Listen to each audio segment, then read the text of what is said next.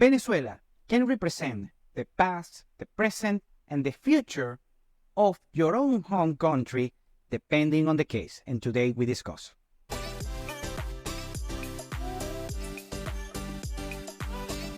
Welcome to Venezuela Insider, the only place in Venezuela for expats, digital nomads, entrepreneurs, investors, travelers, and related internationals. For more information, venezuelainsider.com.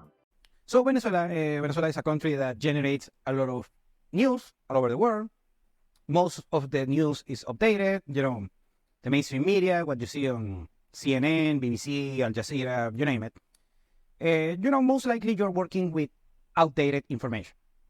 In Venezuela, we have been through a lot in our history, especially the recent history. We were a quote-unquote rich country, then an average Latin American country, then a sub-Saharan poor country, worse than Haiti, something like that.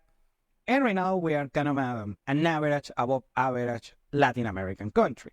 And we are just a little bit below the, let's say, top 5, top 6 Latin American countries like Chile, Brazil, Mexico, Colombia, so a little bit there, but believe me, the spread is not as high as you might think.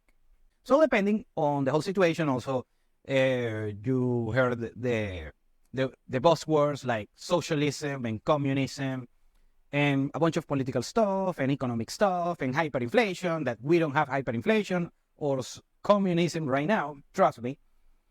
And that can be the past, the present, of the future of your home country. So you can learn a lot about the rest of the world and maybe your home country if you learn what happened or what is happening in Venezuela.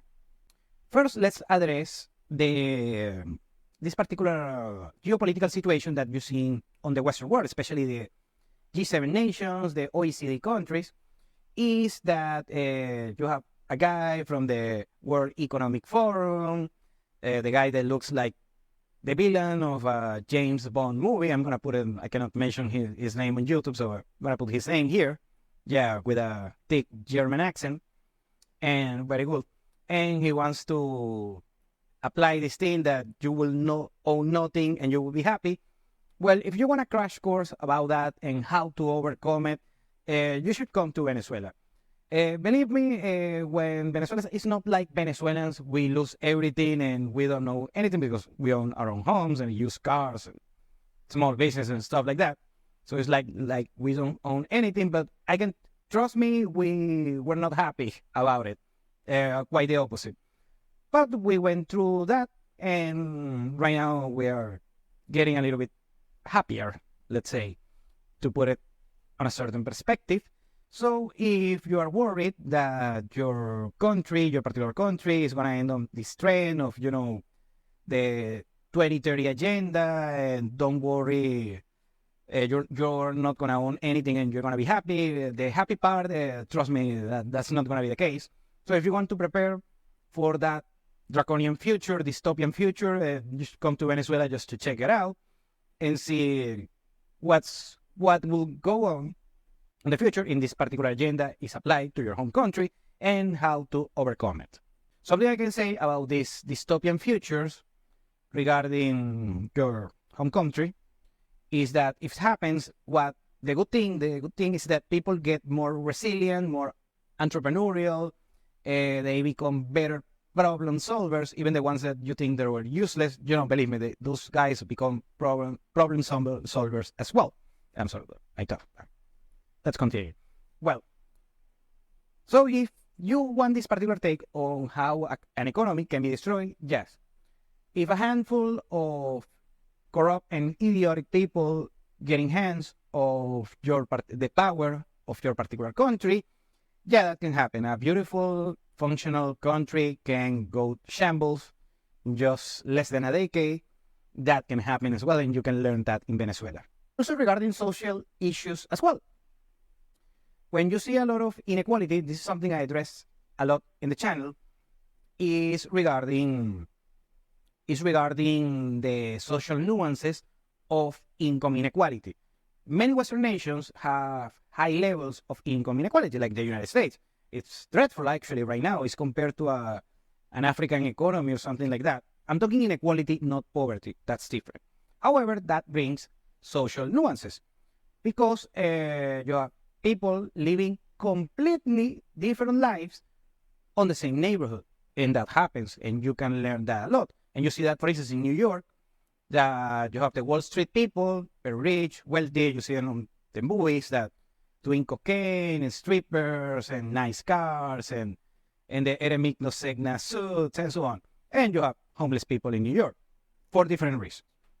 Okay, you can learn that that can be transported to the rest of the country, and that alterates the social interaction. Now, something I have to say, unlike the United States, that everyone in the United States, just using it as a reference, in Germany or something, everyone lives on their particular bubble, socio-economic bubble.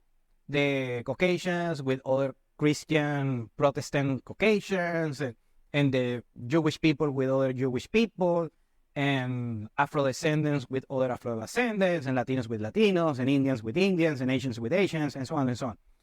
In Venezuela, it's not the case. Actually, people socioeconomically blend very well and so on.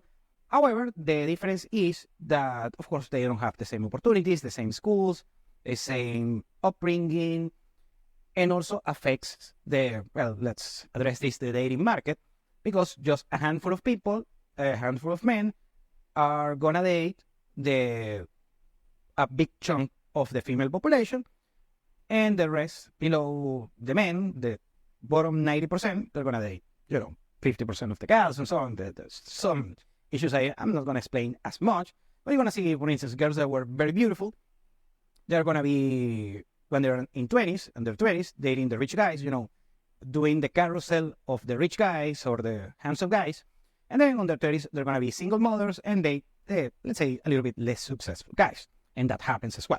Now, regarding economics, what can happen is just a handful of people are going to have the most of the share of the power. Also, that's happening in the United States as well.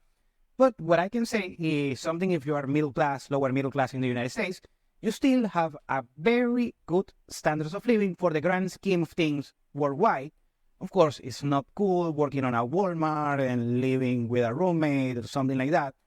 That's the poverty levels in the United States. But believe me, people in Africa, in my own home country, Venezuela, poverty is way, way worse.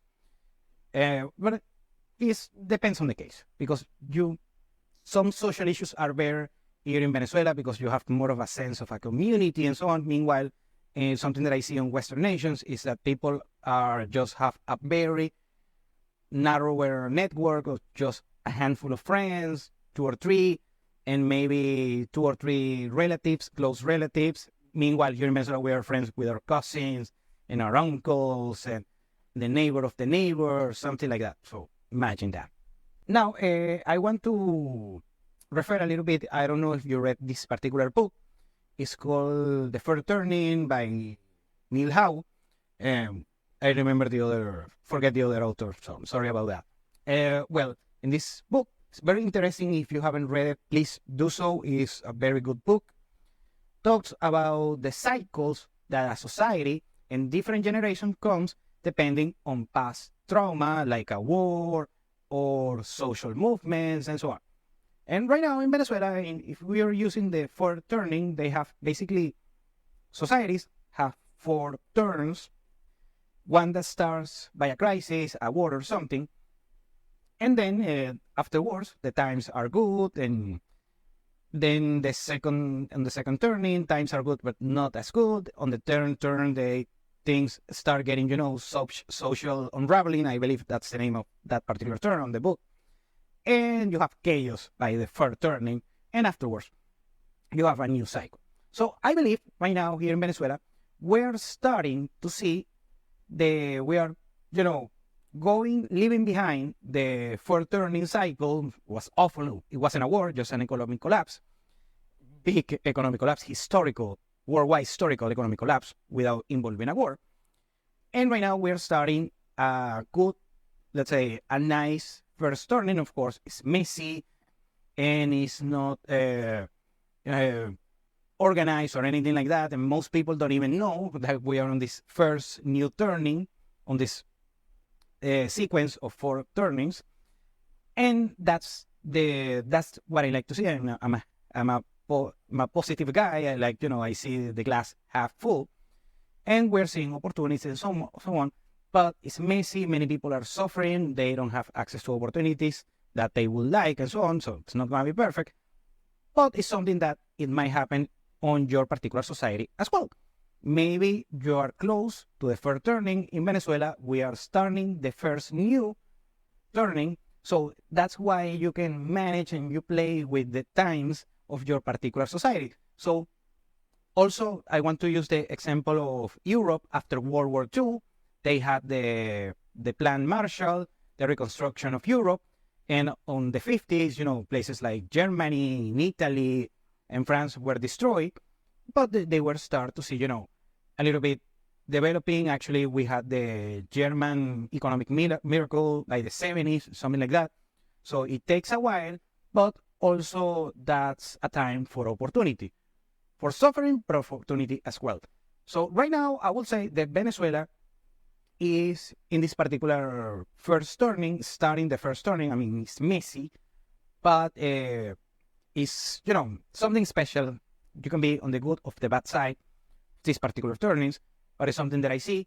Meanwhile, I see the West right now starting their fourth turning, the bad one, the one that destroys everything. I'm not saying it's going to be a war or something like that, but it's going to be messy. It's going to be very, very, very messy when you play with times and history.